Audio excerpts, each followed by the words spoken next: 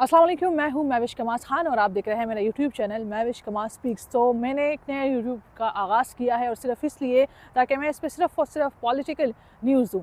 तो आज जो अपडेट हुई है मैं उसके बारे में आज आपको अपडेट करती हूँ। आज खैबर पुख्तनख्वा हाउस का जो जगह है वहाँ पर एक अहम ही कमेटी बुलाई गई APC यानी आल पार्टी कॉन्फ्रेंस। और वहाँ पर जो खैबर पुख्तनख्वा से जितने भी पार्टीज़ है या उलमा कराम हैं उनके जो रहनुमा हैं उनको बुलाया गया और वहाँ पर तकरीबन कोई 2 घंटे तक वो कमेटी या मीटिंग जो है वो कॉन्फ्रेंस में अगर कहूँ तो वो जारी रही। उसका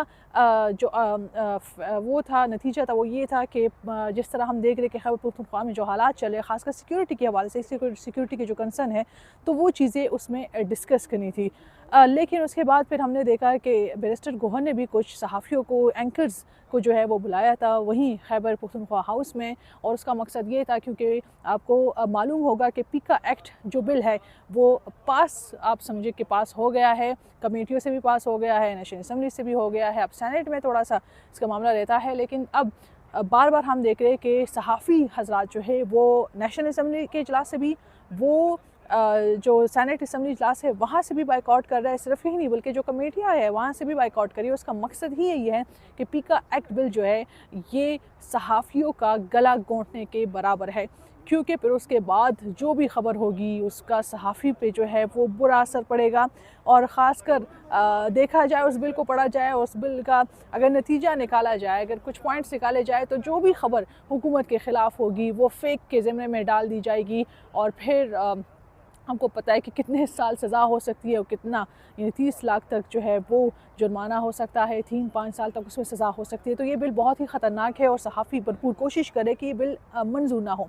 तो जो आल पार्टी कॉन्फ्रेंस हुआ उसका कुछ ख़ास तो ऐसा कुछ नज़र नहीं आया, लेकिन यही थी कि जो हालात खैबर पख्तूनख्वा में चल रहे हैं तो उसको किस तरह उस पर हमने एक साथ होना है। और सिर्फ यही नहीं बल्कि उसमें ये भी फ़ैसला हुआ था कि इस तरह के जो कॉन्फ्रेंसेस है, मीटिंग्स है, ये बलूचिस्तान में भी होने चाहिए, क्योंकि वहाँ पर भी हालात जो है वो काफ़ी कशीदा है। एक तरफ अली अमीन गंडापुर जो है अपनी भरपूर कोशिश कर रहे हैं कि वो हालात को कंट्रोल करे, यानी खैबर पख्तूनख्वा में जिस तरह हालात ख़राब हुए तो उसको कंट्रोल करने या जो ज़िम्मेदारी है वो उठाए और सबको एक साथ करे। लेकिन दूसरी तरफ अली अमीन गंडापुर ख़ुद फंसे हुए हैं और वो इस तरह फंसे हुए हैं कि हमने देखा कि इमरान खान ने जेल से पैगाम भेजा है जुनैद अकबर को।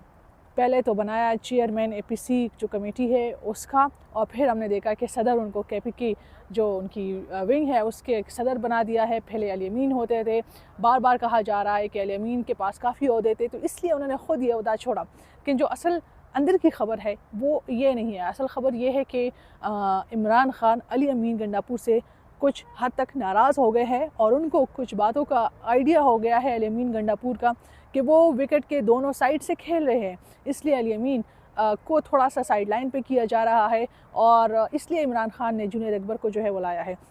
इमरान खान ने सिर्फ यही नहीं बल्कि शेर अफजल मरवत को भी बिल्कुल साइड लाइन कर दिया है।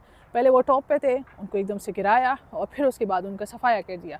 और वो इस तरह से कि इमरान खान ने बाज़ाब्ता अपने जो डॉक्यूमेंट्स आए हैं उसमें लिखा कि शेर अफजल मरवत मेरे जो है वो वकील नहीं है तो इसलिए वो अडियाला जेल ना आए। तो ये एक बहुत बड़ी मैं कहूँगी बात है, डेवलपमेंट है। और जिस तरह दो बड़े लोग यानी अली अमीन गंडापुर थोड़ा थोड़ा साइड लाइन हो रहे हैं इमरान खान की जानिब से, वहीं शेर अफजल मरवत अब बिल्कुल साइड लाइन पे हो गए हैं। एक और जो आज हमने देखा कि जो प्रेस कॉन्फ्रेंस हुई पीका एक्ट के हवाले से, बैरिस्टर गोहर असद केसर उसमें मौजूद थे, सहाफ़ी एंकर्स मौजूद थे। तो तब ही ये बात आई कि जो दाखिला कमेटी में जो बिल पास हुआ यानी पीका एक्ट बिल पास हुआ, उस दाखिला कमेटी के चेयरमैन कोई और ही नहीं बल्कि तहरीक इंसाफ से ताल्लुक़ रखने वाले उनके सेनेटर फैसल सलीम थे। और उन्होंने 7 मिनट के अंदर ही ये जो बिल है वो मंजूरी उसकी दे दी। यहाँ पर फैसल सलीम से मुलाकात हुई, उन्होंने सहाफ़ियों से बहस भी की, उन्होंने कहा ऐसा कुछ नहीं है और मैंने तो बड़ी कोशिश की, मैंने तो ये किया वो किया। लेकिन जो सहाफ़ी मौजूद थे ख़ासकर अमीर अब्बास, उन्होंने कहा कि ऐसा कुछ नहीं था, ये खामोश थे। उन्होंने 7 मिनट के अंदर ही ये बिल जो है उसकी मंजूरी दे दी। सिर्फ आलिया हमज़ा ही चिल्ला रही थी, बाकी जितने भी लोग थे वो एक ही सफ़ में खड़े थे। तो ये सूरत हाल हम देख रहे। फिर बैरिस्टर गौहर को जब ये बात बताई कि आपके ही अपने बंदे ने ये काम किया है, तो उन्होंने तो बिल्कुल लाताल्लुकी का इज़हार किया। उन्होंने कहा कि सेनेटर सलीम फैसल सलीम तो हमारे बंदे ही नहीं है, हमारे सेनेटर ही नहीं है, बल्कि उनको तो हम कब का शोकाज़ नोटिस भेज चुके हैं और पार्टी इनके ख़िलाफ़ सख्त से सख्त एक्शन लेगी।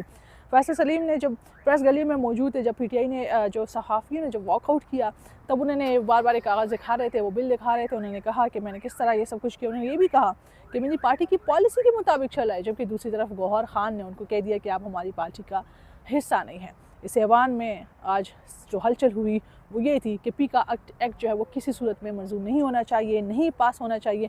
हाँ, उन्होंने ये भी कहा कि हमारे साथ इस बिल को रोका जाए, इस बिल को पास करें, लेकिन इसमें जो चीज़ें हैं जो ख़तरनाक है, जो सहाफ़ियों के लिए गला घोंटने के बराबर है, उसका जो है वो चीज़ें हटानी चाहिए। तो ये कोशिश की आज सहाफ़ियों ने। ये सारी डेवलपमेंट्स हो रही है। तो जो अहम चीज़ वो ये है कि अली अमीन गंडापुर के लिए रास्ते जो है वो थोड़े से दुश्वार हो गए हैं, और अब जो वर्कर्स है पार्टी में, तहरीक इंसाफ के पार्टी में, अब वो आएंगे खुलकर मैदान में और इमरान खान के इशारों पे चलेंगे, क्योंकि जो लोग हमें सब लगता था कि इमरान खान के इशारों पे वो चल रहे हैं, अब वो विकेट की दूसरी तरफ कहले हैं। तो इसलिए इमरान खान को तशवीश का इजहार हो गया है। ये भी आ रहा है कि इमरान खान को बहुत पहले से पता चल गया था, और कोई 1.5 महीने पहले ही इमरान खान जुनैद अकबर को सेलेक्ट करना चाह रहे थे, लेकिन इमरान खान सही वक्त का इंतज़ार कर रहे थे और सही वक्त अब आया, और उन्होंने जुनैद अकबर को इतनी बड़ी जिम्मेदारी दे दी, और अली अमीन गंडापुर के थोड़ी सी ख़तरे की घंटियाँ जो है वो बच गई है।